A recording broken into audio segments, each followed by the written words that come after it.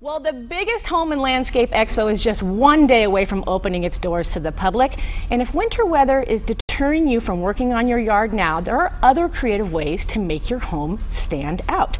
The Northern California Home and Landscape Expo is set to play host to hundreds of home and landscape designers, artists, and architects ready and willing to work with you in creating the home of your dreams. Oh, that'd be so nice. And Tommy Herren of the Lighting Geek, or AKA The Lighting Geek, has been able to transform the entire look of a yard by simply adding the right light.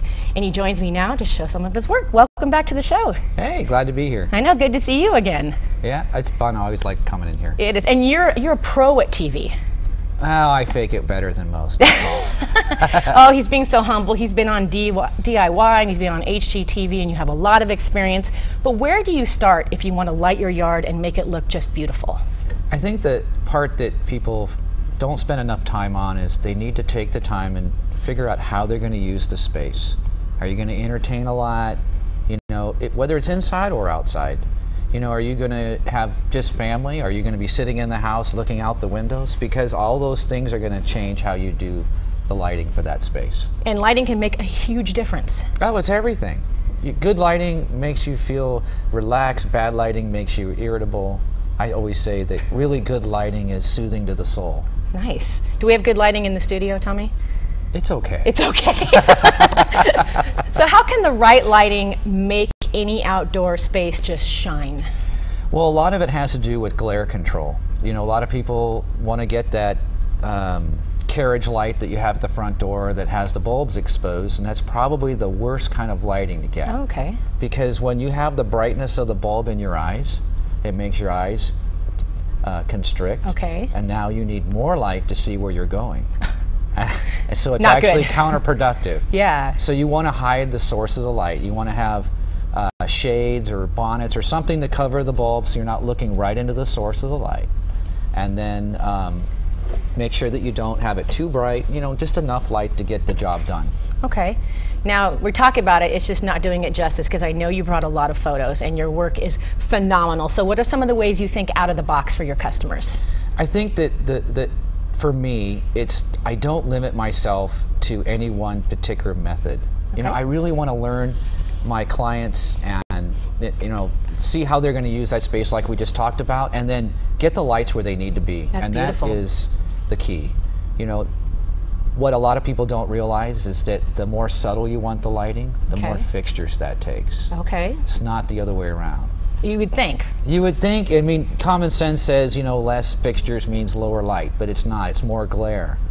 So, you know, you can do bistro lighting like we see here, and that makes a lot of sense because then we're purposely letting you see the bulbs. Sure. But we can control that. And you can do that in a small space or a large space. Oh yeah, doesn't matter, doesn't matter. Oh, that's pretty. Levels of light. You know, one of the big things about good lighting is different levels of light. We want easy lower level lights on the ground where you're walking, and a little brighter light on the focal points of the things we're trying to bring out in your space.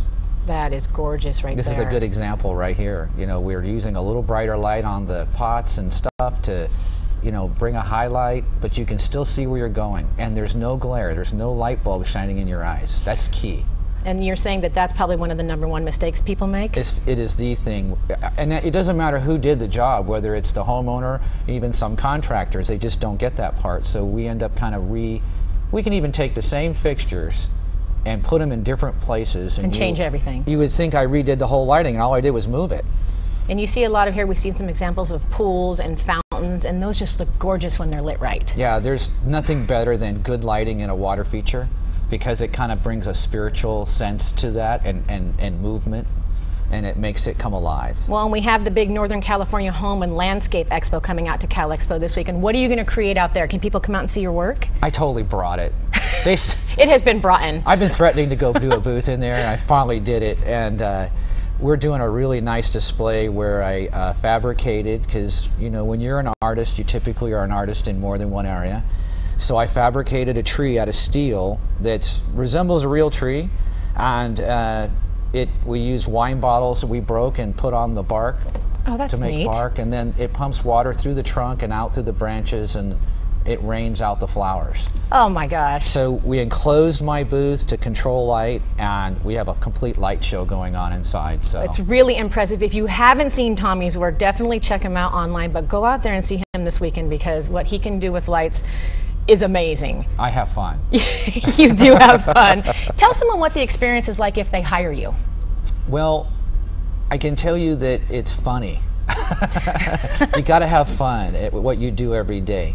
But I think the biggest thing is that the biggest compliment you can give me is to say that the space we did doesn't look like we lit it. It looks natural. Nice. And I think a lot of people they just underestimate how much light you really need or how much you don't need. Sure. Right? And so we find that balance. We make it very soothing to sit in the space, and I think that's the part that surprises people the most. Oh, definitely. And now's the time, because we're coming into spring and people are starting to look at the exterior of their house, yeah. the backyard of their house, and what they can do. Yeah, I mean, it's when they start to go outside, lighting becomes key. Yeah. And they can find you this weekend, right? Oh, yeah. Where are you going to be? You'll probably hear me before you see me, but that's okay. I'm going to be over in the Pavilion building. Okay. Space number 2. I don't know if it's labeled that way or not. It is. Yeah, you can't miss me. You can't miss Tommy. This is the Northern California Home and Landscape Expo. It starts tomorrow, goes through Sunday from noon to 7 tomorrow, and then 10 a.m. to 6 p.m. Saturday and Sunday. It's out at Cal Expo. $7 to get in, 12 and under is free, and hey, if you're 60 or over, it's only $2 to get in. So no reason not to go out there. Go see Tommy, go get a lot of ideas out there. There's a bunch of stuff you can win while you're out there too, lots of contests, and hire this guy to do your lighting. Thanks, Tommy. Good to see you again. No, it's been fun. Thank you. It's been fun. All right.